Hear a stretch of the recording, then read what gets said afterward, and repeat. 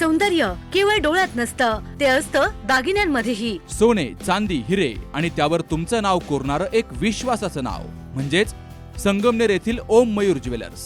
पिढ्यानपिढ्यांचा वारसा असलेले दागिने आधुनिक डिझाईन सोबत आता तुमच्या जवळ. लग्न कार्य असो, सण असो वा खास क्षण, ओम मयूर ज्वेलर्स मध्ये मिळेल प्रत्येक प्रसंगासाठी खास दागिने, खास तुमच्यासाठी.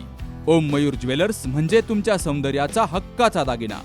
सुवर्ण बस्त्यासाठी आता कशाला नाशिक पुणे, संगमनेर मध्येच आहे आता नवनवीन दागिने. आजच भेट द्या ओम मयूर ज्वेलर्स, अशोक चौक, संगमनेर, जिल्हा अहिल्यानगर. संपर्क 9372 012 044. कालच पुण्यामध्ये केंद्रीय रेल्वे मंत्री अश्विनी वैष्णव साहेब हे आले असता त्यांनी जाहीर केलं की नाशिक पुन्हा सरळ मार्गाने होणारी रेल्वे ही आता रद्द केलेली आहे आणि ती नाशिक, शिर्डी, अहिल्यानगर मार्गे पुण्याला जाणार आहे.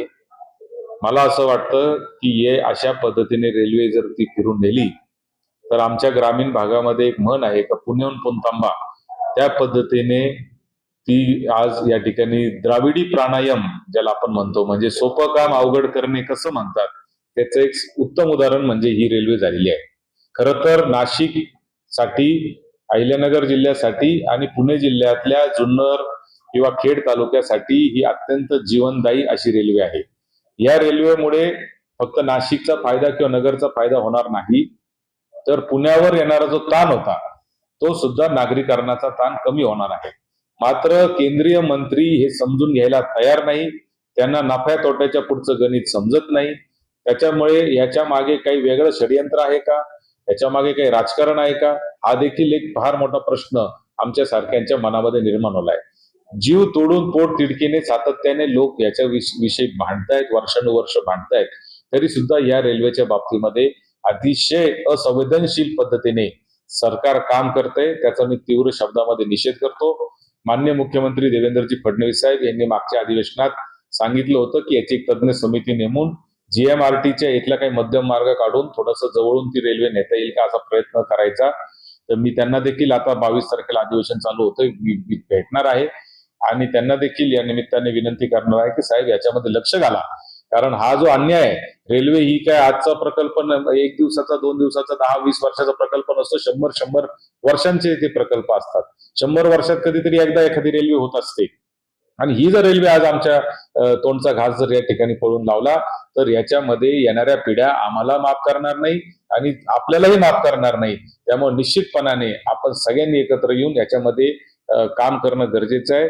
आपण सगळ्यांनी लढा देणं गरजेचं आहे. विशेष करून मी या रस्त्यावर येणाऱ्या सगळ्या नागरिकांना या निमित्ताने आवाहन करतो की आपल्याला रस्त्यावर उतरावं लागणार आहे, आपल्याला जन आंदोलन उभं करावं लागणार आहे.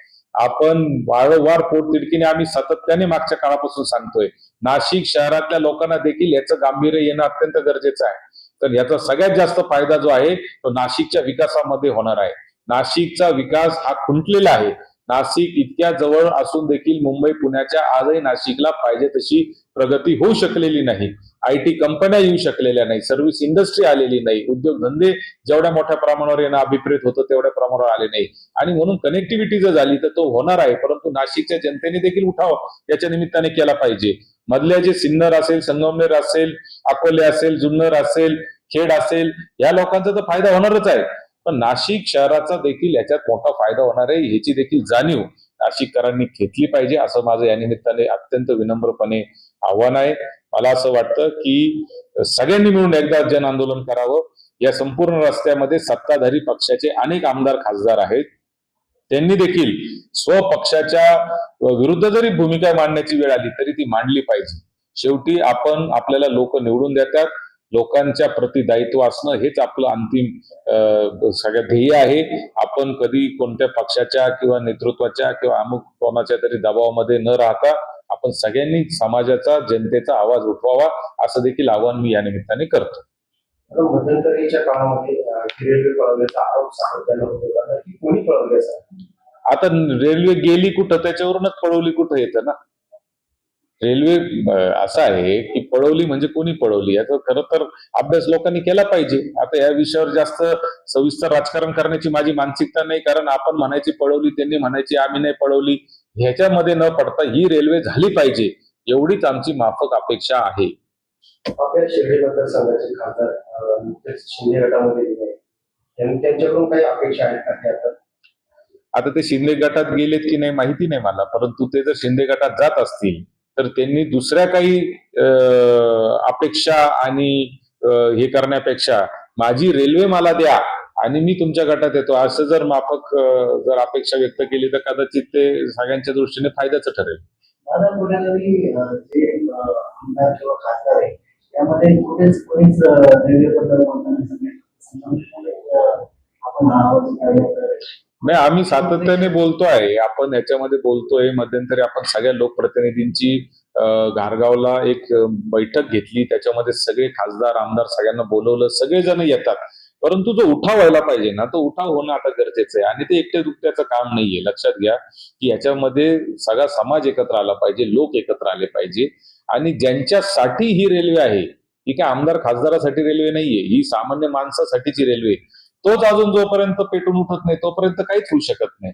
आणि म्हणून माझे सगळ्या आपल्या निमित्ताने सगळ्यांना आव्हान आहे की आपण कुठल्याही दबावाला बळी न पडता सगळ्यांनी रस्त्यावर उतरण्याची तयारी ठेवली पाहिजे. नाशिक पुणे रेल्वे ही सरळ मार्गानेच झाली पाहिजे. आज ते काही सांगो, अश्विनी वैष्णव साहेब सांगतात की जेवढं अंतर या हायस्पीड रेल्वेने नाशिकवरून पुण्याला पूर्वी लागणार होतं तेवढंच लागणार आहे. कसं शक्य आहे? म्हणजे लहान मुलगा सुद्धा सांगेल की नाशिकहून पुण्याला सरळ मार्गाने रेल्वे लागल्यावर किती वेळ, नाशिक शिर्डी अहिल्यानगर पुणे मार्ग लागला किती वेळ, हे न कळणे इतके काय आपण दूध खोडे आहोत का? तर थोडस लोकांची दिशाभूल करायचं त्यांनी बंद केलं पाहिजे आणि ही सरळ मार्गानेच रेल्वे केली पाहिजे. पुढच्या आंदोलनाची दिशा कशी असेल?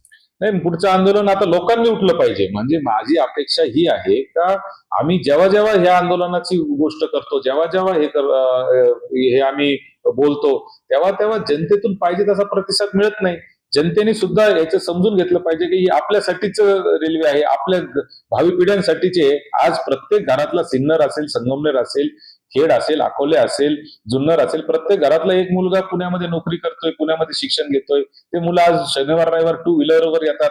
टू व्हीलरवर येताना कितीतरी लोकांनी जीव गमावले आपण पाहिलेले आहेत. लोक आज कसे बसे, आज एसटी स्टँडवर जर आपण शनिवारी रविवारी संध्याकाळी जर गेलात तर अक्षरशः गाड्यांमध्ये बसायला लाईन लागलेली असते, एसट्या फुल होऊन जात आहेत. आणि मग हे सगळं जो ताण आज पुण्यावर झालेला आहे किंवा नाशिकवरही होतो आहे, तो ताण जर नागरीकरणाचा कमी करायचा असेल तर ही हायस्पीड रेल्वे झालीच पाहिजे. अहमदाबाद मुंबई बुलेट ट्रेन होते, अहमदाबाद मुंबई बुलेट ट्रेन होते, त्यासाठी 50,000 कोटी रुपये खर्च झाला. आज माझं म्हणणं असं आहे की अहमदाबाद मुंबई रेल्वे होत असताना याचा फायदा मुंबईला होणार आहे का अहमदाबादला होणार आहे?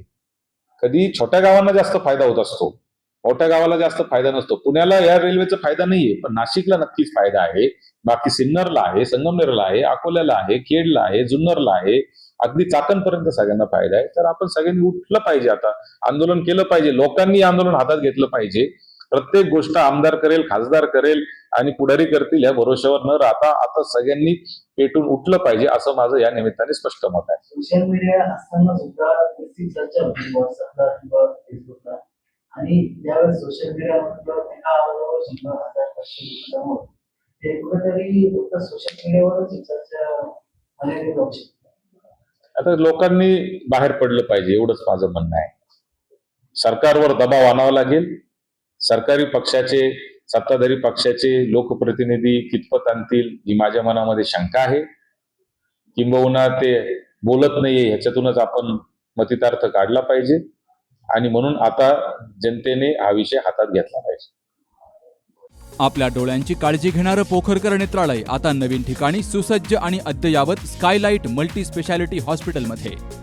डोळ्यांचे विविध आजार, ऑपरेशन्स आणि उपचार आता एकाच ठिकाणी. मोतीबिंदू, काचबिंदू आणि medical retina specialist doctor Santosh Kishor Pokharkar करणार आपल्या डोळ्यांच्या सर्व समस्यांचं परिपूर्ण समाधान. ठिकाण स्कायलाइट मल्टी स्पेशालिटी हॉस्पिटल, देवाचा मळा, बालाजी अपार्टमेंट जवळ, संगमनेर. संपर्क 02425 29 91 90 आणि 8108 17 63 65.